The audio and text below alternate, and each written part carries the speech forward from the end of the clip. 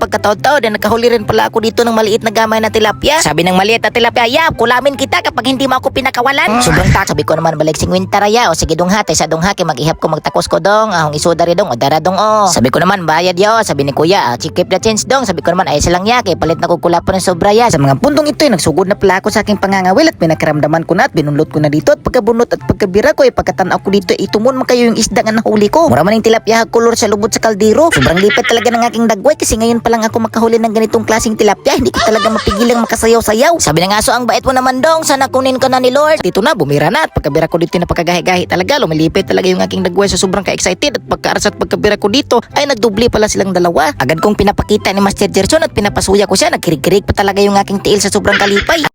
Ngayong araw nga pala mga master ay dinala ko ni Master Gerson sa kanyang bagong spot. Bale first time ko nga pala nga kinaunhan pa ako nakapunta dito. Ako sobrang excited na talaga na mamingwit dito sa spot ni Master Gerson kasi first time nga kinaunhan pa lang ako nakapunta dito at pagkalinggo ka Master Gerson ay hinan siya na padugay-dugay at ako dito ay nagsayaw-sayaw pa. Nakasayaw-sayaw talaga ako sa sobrang excited ng aking dagway kasi excited na ako manghuli kung ano kayang mga klaseng isda ang naninirahan dito. Kaya hindi na rin ako nagpadugay-dugay. Naandam ko dito yung aking kawil at kinuha ko rin yung aking dalang bobo trap kasi sabi sa akin ni Master Gerson ay may mga hipon daw na nanirahan din dito. Kaya agad-agad ko nang binabalibag para makahuli na agad ng hipon kasi susubok rin kami ngayon na magpain dito ng hipon. At sa mga puntong ito ay nagsugod na pala ako sa aking pangangawil at pinakaramdaman ko na at binunlot ko na dito at pagkabunot at pagkabira ko pagkatanaw ko dito itumon man kayo yung isda nga nahuli ko. Mura man yung tilapia kolor sa lubot sa kaldero. Sobrang lipet talaga ng aking dagway kasi ngayon pa lang ako makahuli ng ganitong klaseng tilapia. Hindi ko talaga mapigilang makasayaw-sayaw. Sabi ko sa negro ng tilapia, "Oh, dyan ka muna ha." Sabi naman ng tilapia sa akin, "Okay." Kaya sa mga oras ito agad-agad kong binalik yung aking kawil pero hindi ko pa napahilo na. Binara ko na naman kasi kinagat na naman at pagkaras at pagkabira ko dito isdang maitim ng gihapon yung nahuli ko. Lumilipay na naman ng aking dagway kasi dako-dako na gamay at hindi na pinadugay-dugay. Nilagay na agad sa may hawagang sudlan at dito na ginunitan ko na naman yung aking isang fishing rod dito at bumalhin sa kabila at inarsa at pagkabira at pagkarsa ko dito nadali na naman yung isdang maitim. At syempre pa kayo makabuhi pa hindi na pinadugay-dugay. Paslak na naman agad sa may hawagang lagayan. At syempre dali lagay ng pamain at binubutang na at hindi mo pagkabutang binira na naman. At pagkabunot at pagkabira ko dito pagkatingin ko isdang maitim na naman pala yung nahuli ko. Grabe napakadaghan talaga ng mga tilapiyang maitim sa lugar na ito. At pagkataon-taon lumapit nga pala si Master Gerson sa akin para manghingi siya ng bulatin na wati kasi hindi pa man kami nakahuli ng mga hipon ng pamain. Tapang pupahiluna lang muna ako at rapo gamay sa aking kamay kasi napakadanglog ng mga salayba ng mga tilapia. At pila rin pagtambling sa oras bunlot na naman at pagkabulot ko dito pagkatingin at pagkatanaw ko ay isdang maitim na naman na tilapia pero dako-dako na gamay. Lumilipay na naman yung aking dagway. Agad-agad pinaslak sa may hawagang lagayan. At sa mga puntong ito bumarog lang pa na muna ako at bumakbaklay para papuntahan ko dito yung aking susubayin. Ito yung aking tinataan ng bobo trap para tingnan ko kung may huli na bang hipon. At sa wakas na may meron din palang sumulod na kunting gamay makapain ako ngayon ng hipon at hindi ko na pinagpadugay-dugay. Dito na pinapain ko na dito yung mga hipon. Sana na may tutukbin pa rin ito dito ng isda kasi naubusan na ako ng pamain ng bulatin na wate. At dito na bumira na at pagkabira ko dito na pagkagahi-gahi talaga. Lumilipit talaga yung aking dagway sa sobrang ka-excited at pagkaaras at pagkabira ko dito ay nagdubli pala silang dalawa. Agad kong pinapakita ni Master Gerson at pinapasuya ko siya. Nagkirig-kirig pa talaga yung aking tiil sa sobrang kalipay. At pagkahawa ko nagsalita yung isang tilapia. Sabi ng isang tilapia, "Ya, magjowa pala kaming dalawa ya." Bigla na lang ako napasabing, "Sana all." At sa mga puntong ito pagkalingon ko kay Master Gerson ay kahuli na rin pala siya. Lumilipay na rin yung kanyang dagway at siyempre ako po dito ay bumunlot na naman ako at pagkabunlot ko dito pagkatingin ko ay isdang tilapia na namang maitim. Napalingon rin ako kay Master Gerson kasi nakahuli rin siya ng kaluha at pagkataon-taon ay nakahuli rin pala ako dito ng maliit na gamay na tilapia. Sabi ng maliit na tilapia, "Yap, kulamin kita kapag hindi mo ako pinakawalan." Sobrang takot talaga ng aking dagway sa sinabi ng isdang ito kaya napakawalan ko talaga siya agad. At sa mga puntong ito bigla palang sumasagit sa aking isip yung mga sabi-sabi ng mga karamihan na kapag nilalakaran mo daw yung pamingwit hindi ka na raw makakahuli. Kaya nilakad-lakaran ko na dito para titisingan ko kung makakahuli pa ba talaga. At siyempre hindi na pinudugay-dugay,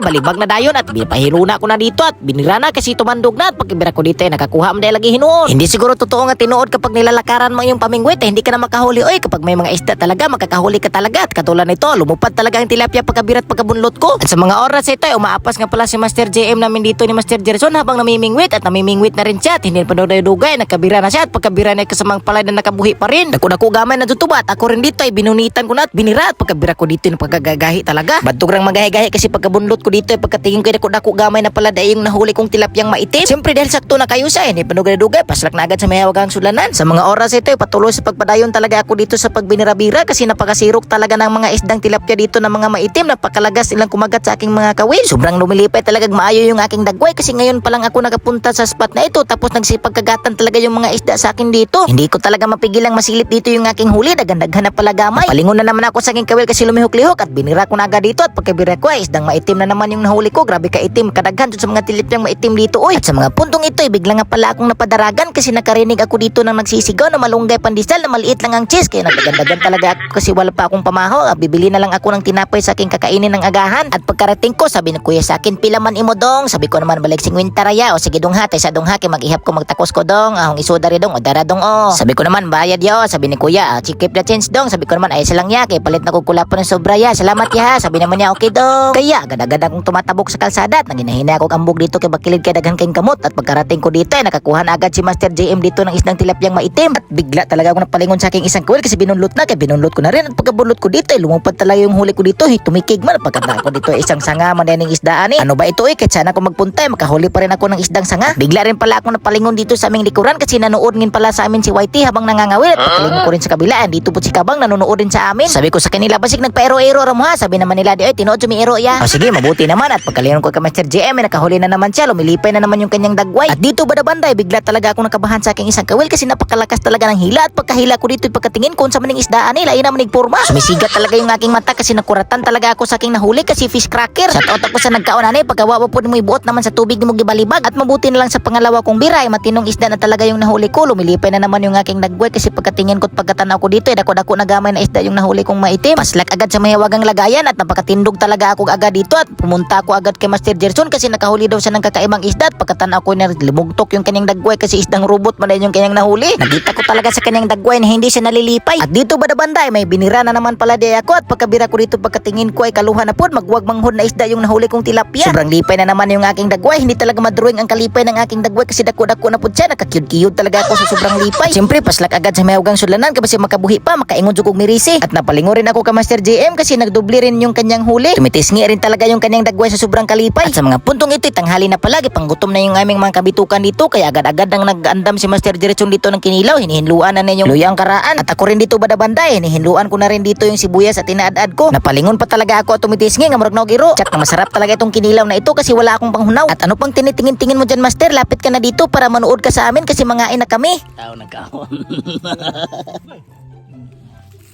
Hanggab. Tutok na. Sa buwan. Sa mga puntong ito ay natapos na pala kami sa aming pagkain at yung mga tira-tira naming pagkain ay tinatapo ko dito para ihatag ko sa mga dugi dito kasi nakakaawa talaga, napakiluit talaga sila. Sabi ng aso, ang bait mo naman dong, sana kunin ka na ni Lord. Sabi ko naman, o salamat, pero ayaw sa ron kasi sayo pa kayo. At sabi rin ng isang aso dito, salamat dong hadong. Sabi ko naman, o sige, way sa pa yan, kaya manguli na pod me. Nakapagdesisyon na pala kami na magsipag-uwi na kasi napakalayo pa ng lugar namin at ito pala yung huli ni Master JM. Sobrang lipay talaga ng kanyang dagway. At pagkalingon ko rin kay Master Gerson ay ito rin yung huli niya, napakadaghan din ng huli ni Master Gerson. At siyempre yung sa akin din dito, lumilipat talaga yung aking dagway pagkabira ko kasi bugat-bugat na gamay at malaki-laking gamay rin yung nahuli ko, napakarami. Nakaramdam na talaga ng grabing kalipay yung aking dagway. Hindi ko talaga mapigilang makasayo-sayok mayo dito kasi malilibre na naman ang ulam, hindi na naman ako kagagastos.